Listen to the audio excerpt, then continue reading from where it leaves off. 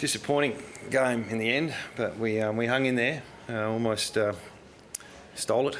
But, after quarter time, we probably lowered our colours in a few areas, but we gussed it out. So, all credit to Richmond, and they walk away with the 4 points. But I'm still proud of our players.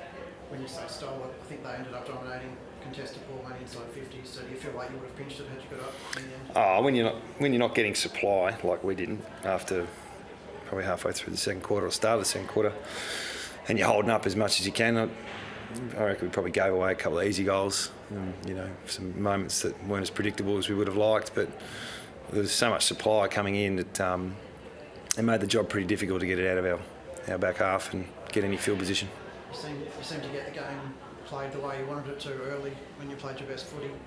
I mean, they came back into it even before the rain, didn't they? Why did you think the second quarter sort of changed so much? Oh, they're a good side.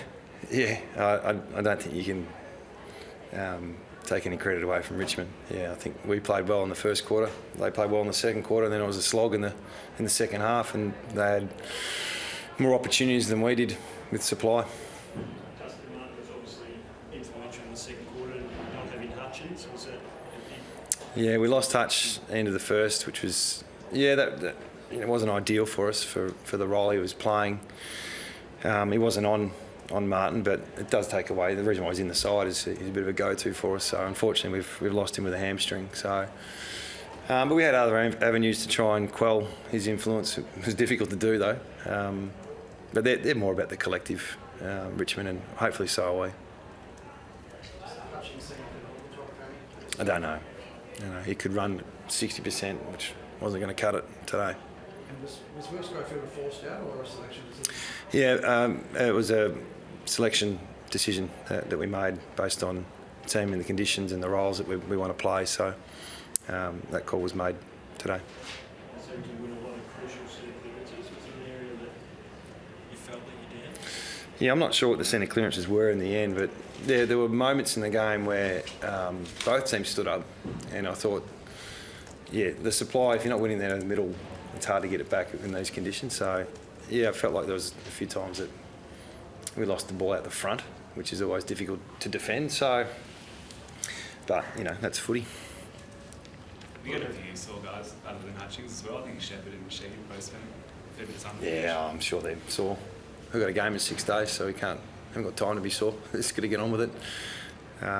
We're still fighting for that top 4 spot, so we'll have a crack at the Hawks this week and see how we go. You've got a few guys in the waffle, like Duggan, Marston, Cameron, those sort of guys. Like, do you expect many changes from I'm not sure.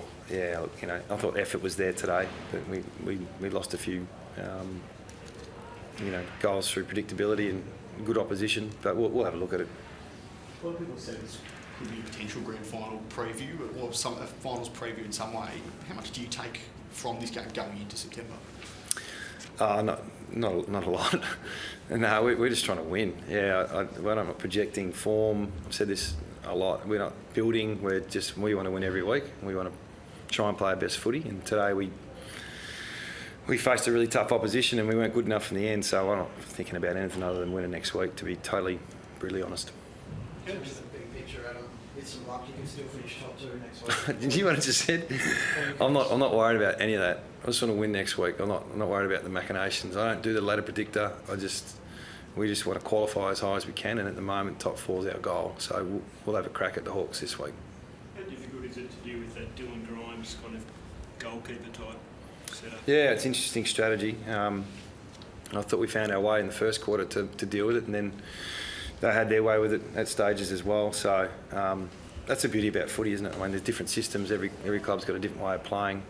Richmond's a distinct way, and we've probably got one that's pretty distinct as well. So at times it was really hard to get through, and other times, in particular early, it was working in our favour. So I don't think it was all because of structure, but we're all different.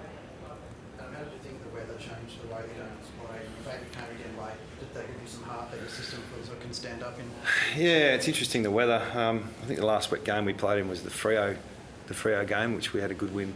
So the wet doesn't really hold us. We're not worried about playing in the wet. It's, I know people talk about our ball use, but we're not just relying on that. We wouldn't be where we are if we just relied on good ball use. So Yeah, we didn't adapt as well as Richmond, I don't think, at stages with some predictability, but yeah, the second half became a slog pretty much, and field position was the real key, and we couldn't get that. You've obviously been through, you and the players, endless big moments in the last 2 years. Do you feel like with everything on the line in one game next week, everyone will embrace that type of pressure? Yeah, we'll find out. Yeah, I think last year we were playing up in Brisbane for second spot, so I don't know where we can finish, but it's top 4 I know is locked in if we win, so we'll get on with it as quick as we can. Is it just, given the results on the weekend, it just feels like 4 or 5 sides are fairly equally matched? Is that just how you see it? It's been like that all year. Yeah, it's been one of those years where you're not sure what's going to happen week to week. I mean, there's been so many twists and turns this week, let alone this season. So that's why we can't ride that wave. There's just too much to do. The forward structure with Waterman and Allen both playing as well as Darling and Kennedy. You're sort of pretty happy with that at the moment, with the way that's looking. And what's the? Well, just in terms of the size, like a bit big. Yeah. Well, you need a second ruck. So Oscar's our second ruck, and Waterman's 191. So no, I wouldn't. I mean, maybe on a day like today, you might play an extra small, but it hasn't really been our way, and we've got away with it in the past, and we think there's strengths behind it as well. Adam, you always finished with an amazing 15 appearances. Can you just talk a little bit about sort of how often him and Dusty were together and how you saw both of these? Yeah, games? that was it. That's a good question. I think, I think Dusty had a really good game, played really well. Did it on ball and as a half forward coming up, which is part of the way they play. It's hard to defend unless you go all the way with him. And Elliott he just has a crack. So I don't know how much they were head to head, but I'm sure Dim will say the same thing. The collective battle of both mids was probably lowered our colours. We might have won the clearances, but I reckon working transition we might have lowered our colours.